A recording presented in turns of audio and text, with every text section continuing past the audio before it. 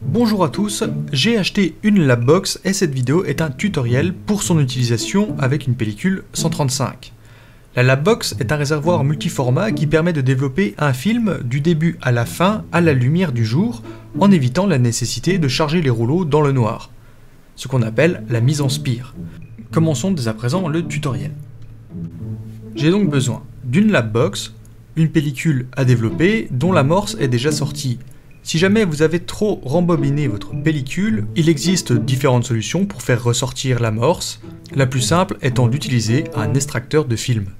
Il faut également l'ensemble des produits nécessaires pour faire le développement, et pour que ce soit dans de bonnes conditions, il est préférable d'avoir accès à l'eau courante. ARS Imajo, les fabricants de la Labbox, conseillent évidemment d'utiliser leurs produits.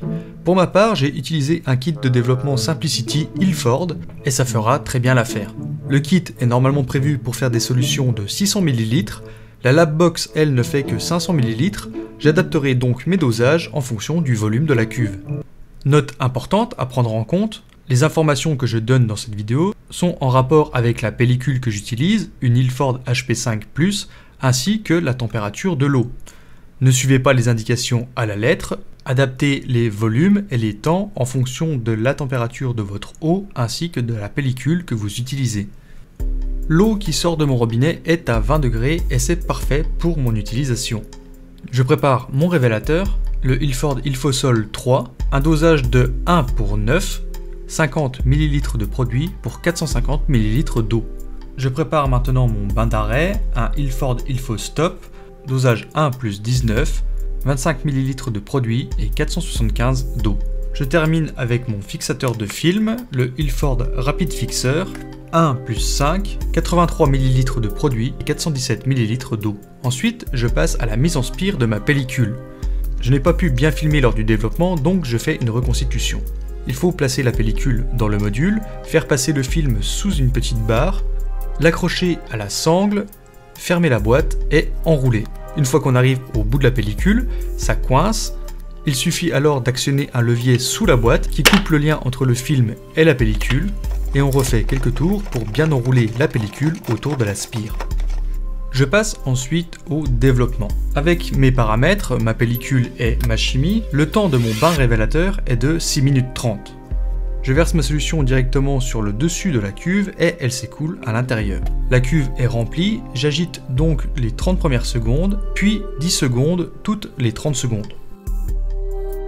Une fois le temps écoulé, je vide la cuve et je prends bien soin de récupérer mon produit pour l'amener ensuite à la déchetterie. Ne jamais déverser de solution dans les canalisations. Ensuite, je fais mon bain d'arrêt, je verse le produit, durée 1 minute et je mélange durant toute la minute. Une fois le temps écoulé, je récupère également mon produit et je passe au bain fixateur. Le bain dure 4 minutes, j'agite les 30 premières secondes, puis j'agite de nouveau 10 secondes toutes les minutes. Je récupère mon fixateur et à partir de là, mon film n'est plus sensible à la lumière, je peux donc ouvrir la Labbox. Maintenant, il faut rincer le film. Il existe plusieurs possibilités, l'une d'elles est de sortir le film et de le rincer à l'eau courante. J'ai la chance d'avoir directement au robinet une eau très peu calcaire et avec très peu d'impuretés. Donc j'ai laissé le film dans sa cuve et j'ai fait couler l'eau directement dessus durant environ 5 à 10 minutes en agitant de temps en temps. Ensuite j'ai fait un bain d'agent mouillant directement dans la cuve, j'ai rempli la cuve d'eau, j'ai versé 2 bouchons d'Ilford Ifotol et j'ai mélangé environ 10 secondes en continu. Il n'y a plus qu'à déverrouiller la spire, récupérer la pellicule et la mettre à sécher. Bien évidemment, il y a plusieurs façons de faire son développement. On peut être beaucoup plus minutieux en faisant le rinçage et le bain mouillant dans des cuves séparées pour éviter la contamination et les taches de petites particules. En tout cas, merci à vous d'avoir suivi ce tutoriel, j'espère qu'il vous a aidé à trouver des réponses.